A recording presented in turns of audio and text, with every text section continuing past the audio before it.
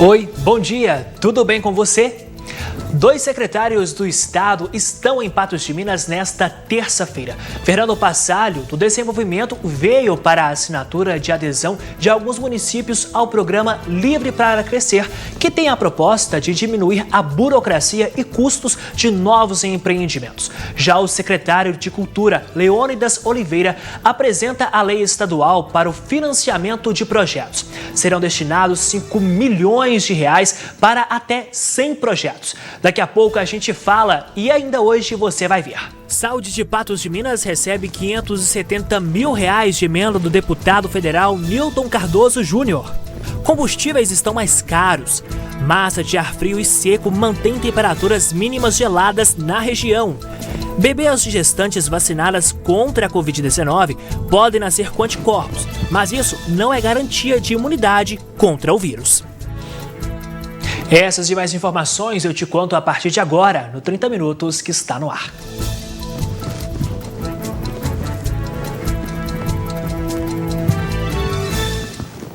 A gente começa a edição de hoje mostrando que a Petrobras reajustou os preços dos combustíveis nesta terça-feira. Veja quais os valores que serão repassados às distribuidoras. O valor do diesel subiu 6,3%. O preço médio de venda para as distribuidoras ficou 10 centavos mais caro, R$ 2,81 o litro. O da gasolina subiu 3,7%, 16 centavos a mais por litro. Custa agora R$ 2,69. O preço médio do gás liquefeito de petróleo para as distribuidoras também teve alta pela Petrobras, 6% mais. Custa R$ 3,60 por quilo. No acumulado de 2021, o diesel ficou 40% mais caro, enquanto a gasolina, 46%. Mais uma semana de temperatura amena na região, mínimas geladas e com salto para as máximas. E atenção para essa sequidão, viu? É aqui a umidade relativa do ar deve cair ainda mais. O frio pela manhã e à noite vão continuar. Isso se deve à influência de ventos polares. Acontece devido a entradas de frente frias, que normalmente nós temos uma predominância dos ventos nessa época do ano, e nessa semana nós vamos ter exatamente ventos de direção norte e nordeste. Esses ventos de direção norte-nordeste traz exatamente uma temperatura baixa, oriundas aí das regiões polares. Apesar de momentos do dia gelados, em outros esquenta. A variação entre a temperatura mínima e a máxima pode ser de até 17 graus na região. A amplitude térmica continua muito alta. Nós vamos ter temperaturas máximas aí chegando próximo de 28 graus e a mínima em torno aí de 11 graus. Ao longo dessa semana, os ventos devem mudar um pouquinho até o final da semana, começo da próxima semana, o que deve aumentar um pouquinho a temperatura.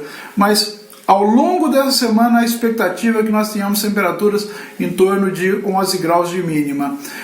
Pode acontecer 9 graus em alguns dias, tipo quarta ou quinta-feira. O alerta para o tempo seco continua e pode atingir níveis críticos. A umidade se mantém abaixo de 20% e nós sabemos que nós necessitamos de uma umidade acima de 60% para uma condição de saúde, de respiração. Então é importante que nós tenhamos um cuidado em observar essa umidade. Ela pode chegar em níveis críticos, aí, em torno de 12% de umidade na nossa região ao longo dessa semana. Bom, então nós vamos ficar de olho nisso e também na questão de possibilidades de precipitação. Cuidados redobrados então, né? Porque, olha, na sequência aqui no 30 Minutos, a gente atualiza os números da pandemia em Minas Gerais.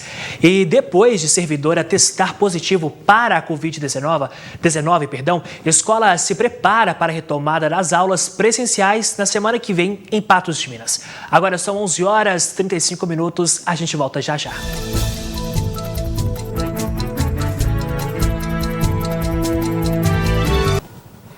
A mineradora Vale apresentou recursos nesta segunda-feira no Tribunal Regional do Trabalho contra a decisão de indenizar com mais de R$1 milhão os herdeiros de trabalhadores que morreram no rompimento da barragem da mina Córrego do Feijão, em Brumadinho, em 2019.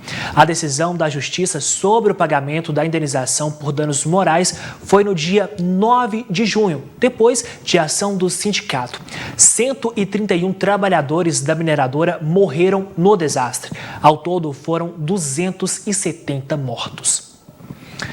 Quando um funcionário ou aluno é diagnosticado com Covid-19 em uma escola, uma série de medidas são adotadas pela instituição para evitar novas contaminações. Como foi o caso da Escola Estadual Professora Paulina de Melo Porto, depois que uma servidora testou positivo. As atividades presenciais voltam na semana que vem. A confirmação veio por meio da direção da escola, que publicou comunicado de fechamento temporário. O texto esclarecia que foi constatado no final da tarde de sexta-feira um caso confirmado de Covid-19 em uma servidora da escola auxiliar de serviço da educação básica. Na mesma data, a escola comunicou à Secretaria de Estado de Educação e tomou as medidas iniciais com relação à suspensão das atividades. Imediatamente a gente já avisou o sistema de monitoramento, que é um sistema que todos os dias nós, diretores, temos que informar se existe algum aluno com suspeita e servidor com suspeita ou confirmação de casos de Covid. Então, automaticamente nós já acionamos, o sistema, reportamos o caso para a secretaria, já avisamos as nossas chefias imediatas, que é a inspeção e o superintendente de Patos.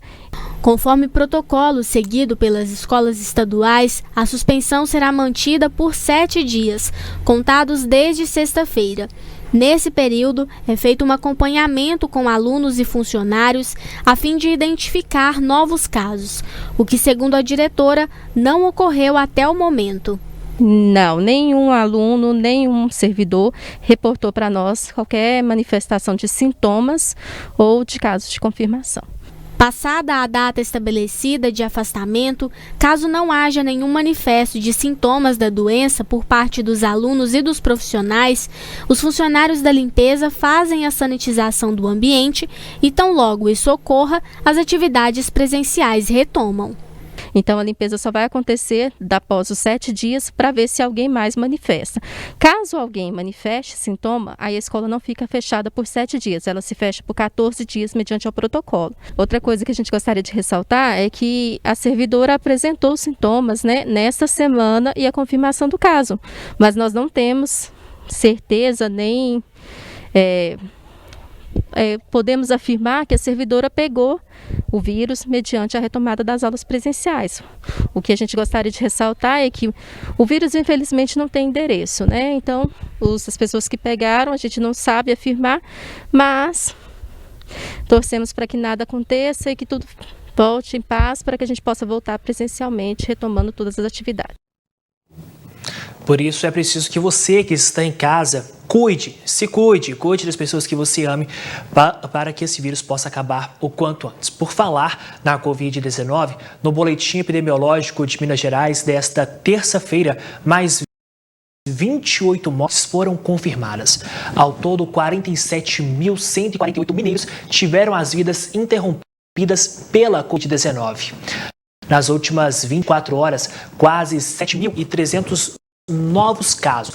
O estado registrou na pandemia mais de 1.836.000 infectados, com mais de 1.715.000 tratados. 73.766 mineiros estão em acompanhamento. Já aqui no 30 Minutos, bebês de gestantes vacinadas contra a Covid-19 podem nascer com anticorpos, mas isso não é garantia de proteção contra o vírus.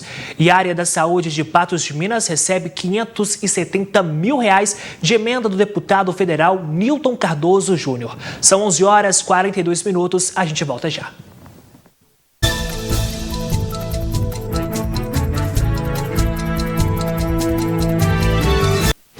Ainda não há estudos que comprovem que quando a mãe é vacinada contra a Covid-19, o bebê que carrega no ventre também fica imunizado.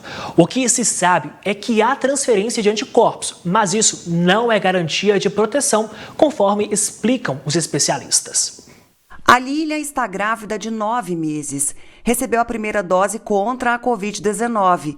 A esperança é de que a Maria Júlia, que está prestes a nascer, também fique imunizada. Eu espero que sim, porque a gente já ouviu muitos casos, né, de mães que tiveram filhos e até mesmo na amamentação passaram essa proteção para a criança, né? Então eu espero que ela venha também com essa proteção, né, para a gente ficar um pouco mais tranquila, né? Apesar da vontade e torcida da mamãe, não há nenhuma garantia que a filha nascerá imunizada. Hoje em dia a gente sabe que a vacina do Covid ela traz o benefício para a mãe, igual as vacinas durante a gestação. A gente sabe que a vacina da hepatite B, a vacina do tétano, a vacina da coqueluche, ela traz efeito para o feto. A única que é para a mãe mesmo seria a da gripe, que é o H1N1. E o do Covid também ainda está indo nesse caminho, né? Ela vai trazer benefício para a mãe. O pesquisador e cientista da Fiocruz salienta que os estudos mostram que os bebês podem nascer com anticorpos, mas isso não quer dizer que estão protegidos. Não tem nenhum trabalho que mostre que os filhos de mães vacinadas nasçam protegidos contra a Covid. O que tem é um trabalho que mostra que filhos das mães vacinadas nascem com o anticorpo contra o Covid-19. Mas isso não quer dizer que eles são imunes, não quer dizer que eles produzam esses anticorpos a longo prazo, porque essas moléculas que estão circulando no sangue da mãe podem passar para o filho. É ok, porque são moléculas pequenas, mas a transferência de célula, né, para que o filho tenha uma resposta celular ou células de memória capazes de produzir e manter uma produção de anticorpos por longo prazo, isso é muito improvável, né? Também é importante salientar que a vacina não imuniza completamente contra a Covid-19, mas diminui os casos graves e logo as mortes. É diminuir a chance de uma pessoa ter uma doença grave, né? Uma Covid grave, e consequentemente morrer por causa dessa doença. Então, na população em geral, o que a gente vai ver é a diminuição do número de casos graves e, consequentemente, a diminuição do número de mortes. Isso não quer dizer que as pessoas vão parar de morrer. Infelizmente, algumas pessoas ainda vão morrer, mesmo vacinadas, né? E principalmente nesse momento em que a gente tem cerca de 13% só da população totalmente vacinada. Esse número ainda é um número muito baixo. Mesmo assim, houve avanços. Em 1º de abril, a taxa de mortes do Brasil por milhão de habitantes era 14,7. Hoje é exatamente a metade. Né? Então, dentro desse intervalo, né, do começo de abril até o começo de julho, a vacinação avançou bastante. É claro que tiveram algumas medidas que ajudaram a diminuir esse número de casos, mas põe aí na conta a vacinação para essa diminuição de 50%. Por isso, vacinados ou não, enquanto não há ampla cobertura vacinal, todos temos que manter os cuidados para evitar a transmissão. Procura ficar mais isolado um pouco, tomando todos os cuidados necessários para que ambas, né, fiquem bem, né, durante a gravidez e mesmo depois quando ela nascer também. Reforço para a saúde pública em Patos de Minas. Por meio de emenda parlamentar do deputado federal Nilton Cardoso Júnior, o município recebeu R$570 mil. Os 2 depósitos já estão na conta da Prefeitura de Patos de Minas.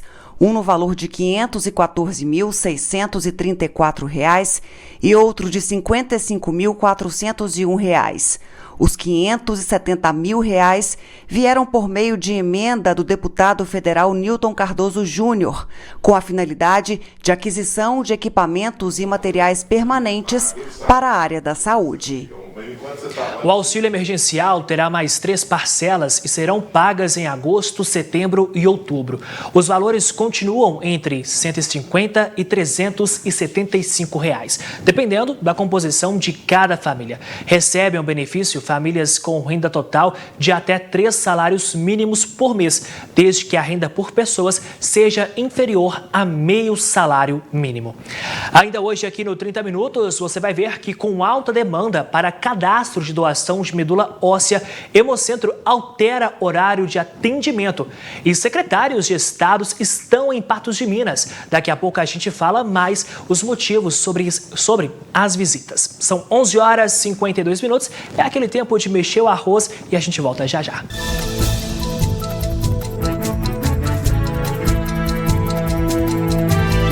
E olha, 2 secretários de Estado estão em Patos de Minas nesta terça-feira. O secretário de Cultura, Leônidas Oliveira, apresentou a lei estadual para financiamento de projetos. Serão destinados R$5 milhões para até 100 projetos. Fernando Passalho, secretário do Desenvolvimento, veio para a assinatura de adesão de alguns municípios ao Programa Livre para Crescer, que tem a proposta de diminuir a burocracia e custos de novos empreendimentos. Com a assinatura do decreto, os senhores e senhoras passarão a ter este emblema, este selo, este visto para que os investimentos globais possam enxergar o seu município ainda mais para ser destinatário dos investimentos. O que a gente quer muitas vezes é que haja uma revisão daquilo que realmente precisa e também que a importância da economia, principalmente no momento em que nós temos e passamos pelas piores crises econômicas pós-Segunda Guerra, possa realmente ter a economia como um dos fatores de importância para o desenvolvimento social e econômico do nosso Estado. Ainda hoje você confere mais informações e detalhes das visitas dos secretários aqui em Patos de Minas. E olha só, devido à alta demanda para novos cadastros de medula óssea, houve alteração no horário de atendimento do Hemocentro em Patos de Minas este mês. O caso do advogado Rodrigo, diagnosticado com leucemia e em busca de um doador de medula óssea compatível, mobilizou a população de Patos de Minas. Entretanto, o aumento do fluxo de pessoas no Hemocentro preocupou a equipe e uma readequação nos horários foi necessária. Algumas pessoas entenderam que houve redução de horário. A coordenação esclarece que foram apenas reajustados para se evitar aglomerações. A demanda aumentou muito e as pessoas começaram a vir em qualquer horário, fez com que ocorressem aglomerações e situações em que nós estávamos quebrando um pouco as regras sanitárias de acordo com a pandemia. Então foi necessário a gente organizar isso. Então nós achamos por bem organizar da seguinte maneira: para as pessoas que querem doar sangue e doar medula, faça o agendamento da doação de sangue no horário habitual, na parte da manhã, de terça a sexta, o horário é de 8 às 11 da manhã, agendamento no site do Hemominas, igual faz normal. A pessoa vem, faz a doação e no mesmo momento da doação já faz o cadastro e a doação e a coleta do material para ver a compatibilidade da medula óssea. Surgiu ainda o questionamento sobre a possibilidade de se fazer o agendamento para o cadastro dos doadores de medula. O Hemocentro esclarece que não tem autorização para esse procedimento. Por isso, a medida de se estabelecer um horário à parte foi necessária. Para as pessoas que querem apenas fazer o cadastro e a retirada do sangue para a medula óssea, para fazer o teste de compatibilidade, nós criamos um horário à parte e nesse horário será feito único e exclusivamente esse tipo de atendimento. Outra dúvida é a respeito da atualização do cadastro, que é feita pelo INCA e o próprio cadastrado, quando há mudança de endereço, por exemplo, faz a atualização. A pessoa que fez o cadastro, ela tem que manter sempre esse cadastro atualizado no site do Redome. Quando houver uma mudança de endereço, uma mudança de telefone, alguma mudança que aconteceu, essa pessoa manter atualizado lá no cadastro, ela mesma faz isso para que ela possa ser achada quando aparecer um receptor compatível com a medula dela. Por fim, uma novidade é a alteração da faixa etária apta aos cadastros para doação de medula, que foi reduzida de até 55 anos para até 35 anos de idade. O Redome, ele mandou uma orientação aos colaboradores, no caso aos hemocentros, para que fizesse já uma adequação a uma nova regra de idade. Anteriormente eram de 18 a 55 anos E a partir do dia 1º de julho, a idade superior caiu para 35 anos. Então hoje são pessoas de 18 a 35 anos que podem fazer esse cadastro para doação de medula. As pessoas que já fizeram esse registro até a última sexta-feira, independente da idade, esse registro vai continuar valendo. É só a partir dos novos registros. Ainda hoje, a partir das 6 horas, você confere o programa Mais Saúde, temas que farão a diferença e você é o nosso convidado. 30 Minutos de hoje fica por aqui. Obrigado pela sua companhia, obrigado pela audiência. O 30 volta em nova edição amanhã às 11h30. Ainda hoje, logo depois do Mais Saúde, tem o NTV News e agora você segue muito bem informado com ele, Gui Boaventura. Uma boa tarde para você.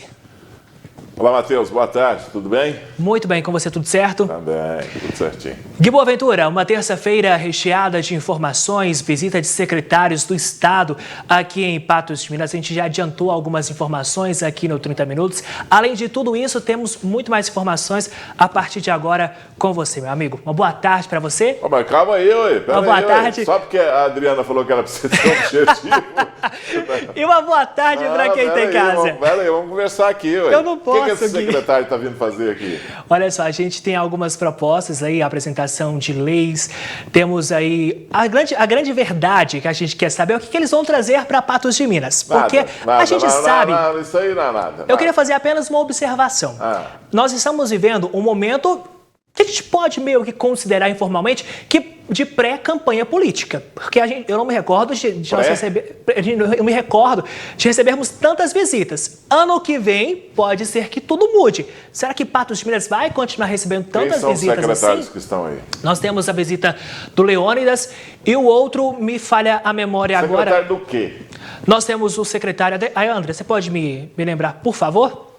Nós temos tantas informações aqui agora que a minha memória já até falhou. Enfim, nós temos, enquanto a Yandra vai lembrando aí,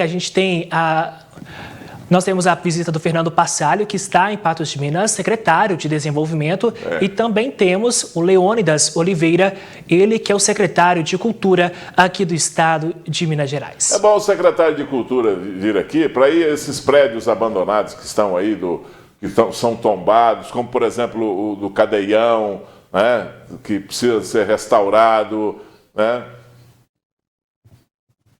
Olha só, ele veio 5 lançar... milhões para aqui, para Patos? Para todo o estado. 5 milhões para o estado inteiro. Não faz nem cosquinha esse negócio. Pode ir lançar lá na Conchinchina, porque não vai sobrar dinheiro aqui para nós mesmo. Então vem aqui só para fazer.